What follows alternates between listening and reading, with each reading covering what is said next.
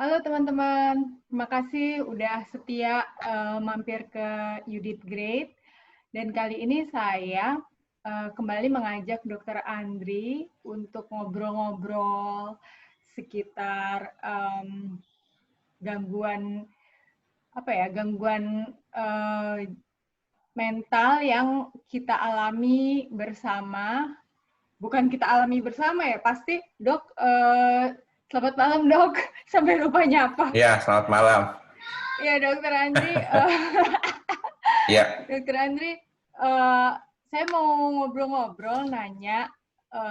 Ini kan kita beberapa bulan pandemi yang kita juga belum tahu ya dok, berakhirnya kapan. Terus semua keadaan yang belum menentu dan tidak menentu ini. Saya mau kayak ngebahas gangguan eh, gangguan mental, tapi yang kita alami bersama di luar pasien dengan komorbiditas gangguan mental. Jadi orang-orang normal yang sebelumnya memang tidak ada penyakit gangguan mental di masa pandemi. Jadi gimana kita menyikapi gangguan-gangguan yang biasanya ya. terjadi kalau di suatu tempat terjadi pandemi, gitu dok. Ya. Sebenarnya kalau misalnya kita ngelihat masalah gejala gangguan kejiwaan itu kan bisa terjadi pada siapapun gitu ya. Betul. Dan termasuk kalau kita bicara tentang adanya suatu kondisi yang memicu secara jelas Umum. gitu ya, pemicunya jelas gitu. Nah makanya itu kita sebut sebagai gangguan penyesuaian. Kalau gejalanya dia menjadi depresi, Hmm. atau disebut sebagai gangguan yang terkait dengan reaksi stres akut kalau dia gejalanya lebih kecemas Oh, gitu. gitu. Jadi orang itu kalau mengalami gejala-gejala gangguan kejiwaan itu bisa siapapun ya. Mm-mm. Mungkin hari ini kita merasa kayaknya baik-baik aja, sehat-sehat aja gitu ya.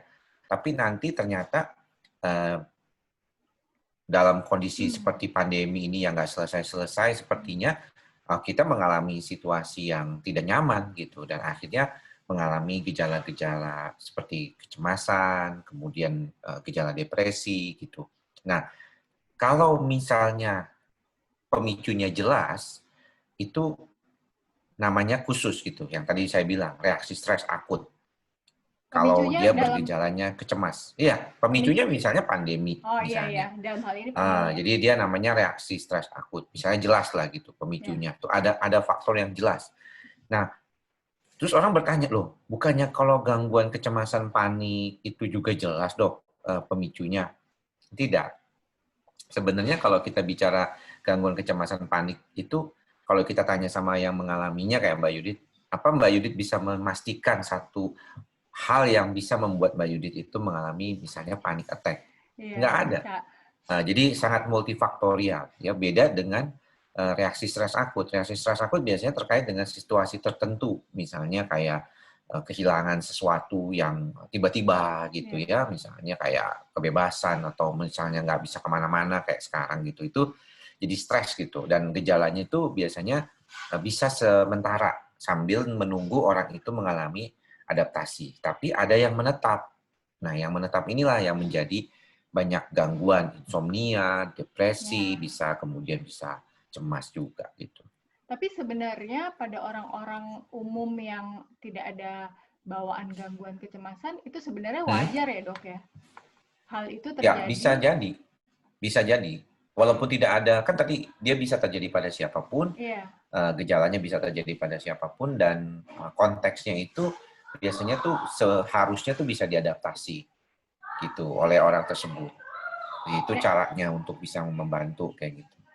eh, hitungannya normal dan tidak normal itu gimana dok di masa pandemi ini ya? Apa misalnya kalau normal nih gangguan kecemasannya atau frustasi atau traumanya terjadi beberapa hari terus nanti oke lagi atau Ya, gimana? hitungannya dia pakai rentang waktu sekitaran 2 minggu sampai 1 bulan. Biasanya kalau 2 minggu itu dilihat dulu apakah faktornya itu berkaitan dengan misalnya reaksinya itu terkait dengan kondisi dia gitu. Jadi biasanya tuh 2 minggu pertama itu biasanya dilihat gitu, dia bisa adaptasi apa enggak. Makanya orang kalau gangguan tidur, ya kan, kalau kita bilang kronis itu setelah 1 bulan kan. Oh, Kalau di dia bawah masih di itu. bawah 1 bulan, belum disebut kronis. Oh, Satu oke bulan oke. berturut-turut. Jadi hampir di sepanjang harinya dia mengalami kesulitan untuk memulai tidur, mempertahankan tidur atau terbangun awal, itu biasanya kita temukan pada kondisi gangguan ini. Jadi rentang waktunya biasanya 2 minggu sampai 1 bulan. Makanya waktu kemarin itu orang-orang mulai ramai kembali habis PSBB, kemudian terjadi orang-orang yang mulai ada cabin syndrome Iya lah, iya iya. kelamaan di Iya. dalam. Nah, itu karena kan kita udah lihat itu 3 bulan kan. Iya. Jadi 3 bulan itu biasanya orang udah mulai nggak bisa Ngebul. beradaptasi itu kalau dia memang susah kayak gitu. Iya.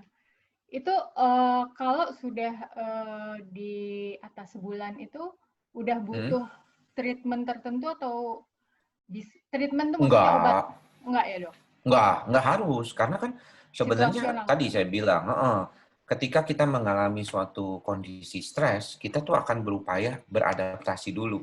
Mengumpulkan Oh. segala macam upaya kita, mengumpulkan segala macam sumber daya kita untuk mengatasi keadaan itu.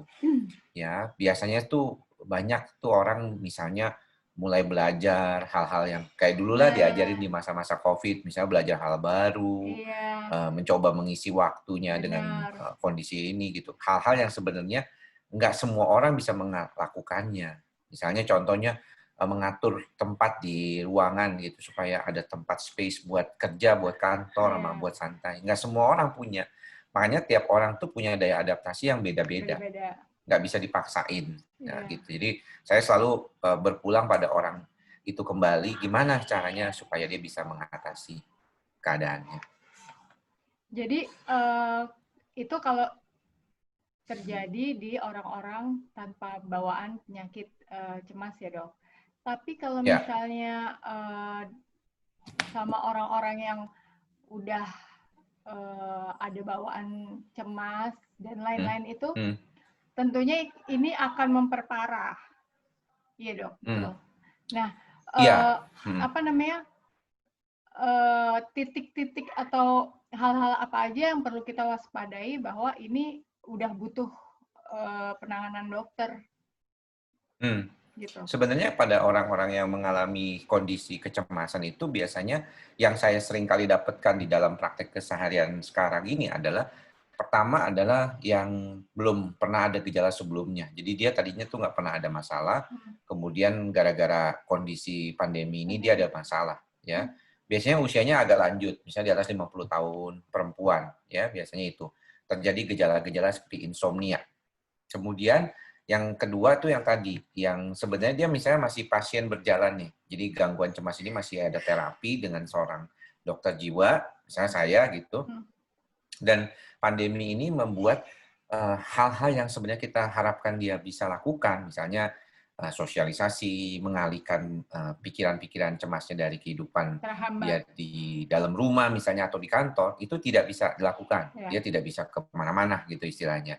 Ya tidak bisa melakukan misalnya nonton TV, nonton film di bioskop gitu ketemu teman gitu tanpa rasa takut ya. Benar. Kalau ketemu teman maksain sih bisa aja, tapi kalau dengan adanya Khawatir. ketakutan, itu jadi susah. Tambah Nah, ya.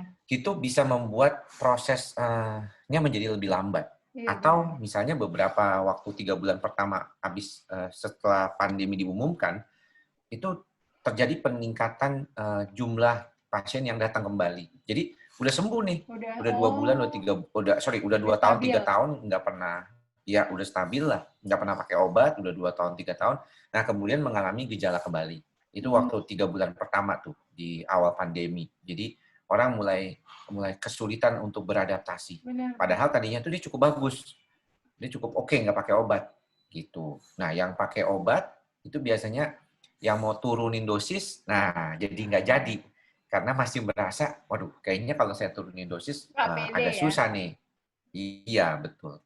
Dan itu udah pasti berarti kalau pasien dengan bawaan gangguan cemas lebih berat ya dok di masa Hmm. pandemi ini? Atau itu Iya, tergantung sama adaptasi beberapa masing-masing sih juga? memang mengatakan begitu.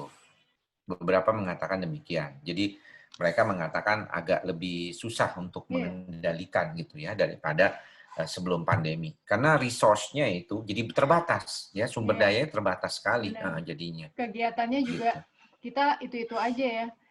Betul. Tapi Hmm. sebenarnya buat teman-teman ini saya juga kasih masukan, mungkin ada yang udah mencoba, udah banyak yang tahu. Kita bisa kok melakukan, misalnya kita lagi merasa sendiri, merasa sebenarnya nggak sendiri juga karena semua merasakan dampaknya Semua ya lagi sebetulnya. begini ya. Cuman kan kadang kita juga merasa, aduh ini kok gue lagi payah banget gitu. Itu kita Hmm. bisa telepon atau video call dengan keluarga atau Hmm. teman-teman untuk sekedar sharing, terus ikut webinar atau meditasi tapi saya lihat dari video dokter, meditasi baiknya sih Hmm. dilakukan saat kita memang lagi tenang ya dok, karena kalau lagi Iyalah. panik juga nggak Kalau lagi panik bagaimana caranya mau meditasi? Kalau lagi benar. panik itu EFT kan yang bisa dilakukan kan. Itu pernafasan itu ya dok. Yang ini yang apa? Yang tapping. Oh, oke oke. Yang EFT itu. Jadi dia Iya, biasanya itu. Karena pada saat dia panik kan dia nggak bisa susah mengendalikan. meng-counter. Jadi dia bilang nggak bisa Iya dia benar. I'm cool, I'm okay itu kadang-kadang tuh susah gitu. Itu kognitif kan. Iya. Kognitifnya itu kadang-kadang mengapa diciptakan EFT itu karena pada saat terjadinya panik orang susah menerimanya. Amigdalanya tuh terlalu aktif sehingga lebih banyak impuls-impuls yang lebih dominan daripada jalur kognitif biasa kayak gitu. Iya, ya benar.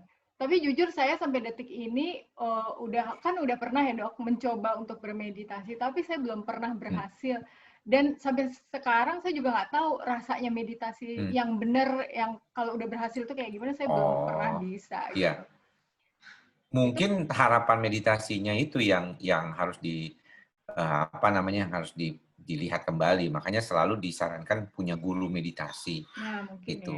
Pada saat kita mulai meditasi, saat kita mulai duduk dia memperhatikan napas kita, di saat itulah biasanya mulai pikiran-pikiran lain muncul gitu ya.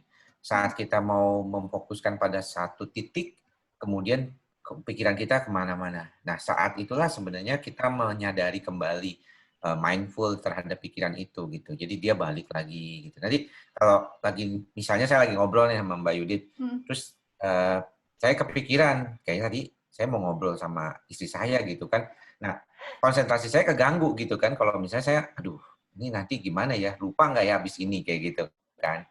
Nah, itu sebenarnya kayak meditasi juga gitu. Jadi harus saya kembalikan perhatian saya kepada Mbak Yudit kembali Ya gitu. benar. Nah, untuk yang tadi saya sadari bahwa Memfokuskan. itu ada, pikiran itu ada, tapi saya tidak memfokuskan ke sana gitu, tapi Nah, fokus ke satu titik itu lagi gitu. benar. Jadi sebenarnya melatih seperti itu gitu.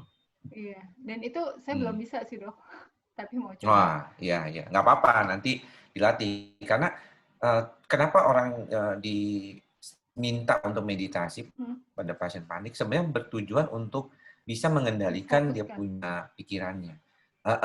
Makanya saya selalu kenapa sih ngomongnya menyederhanakan, menyederhanakan gitu ya. Karena kalau sederhana gitu ya, kita ngerjain 10 macam pekerjaan daripada ngerjain cuma 2 pekerjaan, Hmm. pasti kita akan merasa lebih lebih punya banyak waktu, punya Iya. banyak cara untuk mengerjakan yang 2 ini daripada yang 10 kayak gitu. Ya Hmm. sama aja sebenarnya pada saat panik. Orang tuh terlalu distraksinya terlalu Iya. banyak sehingga dia kesulitan gitu memikirkan mana gitu. Jadi udah kayak automatic thinking-nya Iya. tuh jadi jalan terus gitu. Benar. Nah, meditasi caranya untuk menenangkan atau mengurangi.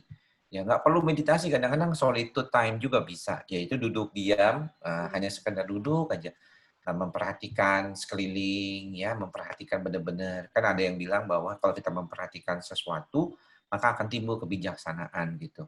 Oh kita tahu nih, oh ternyata laptop ini ada ininya, ada ininya.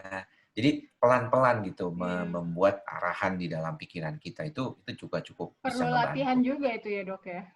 Tentu, tentu. Di masa saat ini, apalagi di masa pandemi, buat teman-teman yang bukan pasien gangguan cemas, yang biasa gitu sebelumnya juga nggak pernah ada masalah dengan kondisi cemas, juga perlu membantu dirinya supaya lebih Iya. baik.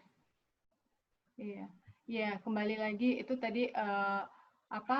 saran sedikit dari saya, bisa menghubungi keluarga atau sahabat untuk telepon atau video call, bisa mencoba hal-hal baru seperti belajar masak, belajar itu kan sekarang lagi heboh tanaman-tanaman ya dok, banyak itu mungkin salah satu Oh iya. cara bagus juga. Tapi saya memang tidak berminat ke tanaman. Jadi Oh iya, saya makanya juga kalau ada yang, nah itu dia tadi, nggak semua orang kan misalnya suruh benar, masak gitu. Yang perempuan benar, suruh masak, nggak semua orang bisa masak benar. atau nggak semua suka masak.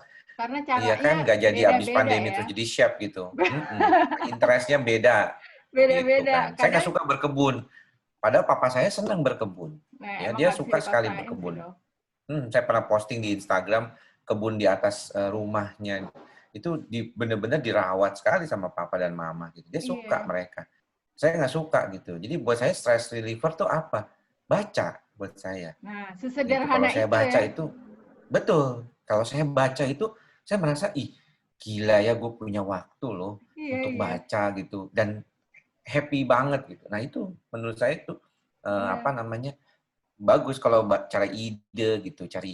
Cuman ya itu kadang-kadang tuh otak kita tuh nggak pernah berhenti. Jadi kayak mau nonton TV atau nonton film, kita kepinginnya nonton film itu apa ya pesan apa yang gue bisa dapatkan dari film ini gitu. Atau baca buku, aduh ini buku kayaknya harus mendapatkan pesan nih kalau bisa habis selesai baca buku gue bikin quotes nih di Instagram gitu misalnya. Jadi kayaknya kita tuh selalu Iya. menuju sesuatu gitu. Kayak nggak bisa cuman Padahal sebenarnya ngapain udah lu baca ngelakuin itu? aja gitu. Iya, betul. Just relax, yuk. Iya, Baca, you just want to read gitu, benar-benar. nggak pengen yang macam-macam gitu. Iya, Even nggak usah. saya, even saya pun begitu. Iya. Masih suka tanpa sadar. Makanya perlu balik lagi ke mindful gitu. Benar-benar dok. Iya. Dan tiap orang emang harus menggali kesukaannya apa karena memang berbeda-beda. Ada yang sesederhana kayak beresin kamar atau Ya, bersihin kamar mandi itu udah happy ya. decluttering. Iya, decluttering.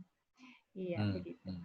Ya sudah, Dokter Andri, terima kasih untuk ngobrol-ngobrolnya hari ini. Ya, Semoga sama-sama. bermanfaat untuk teman-teman. Banyak teman-teman yang nanya-nanya di DM sama saya, ngobrol-ngobrol akhirnya jadi berteman.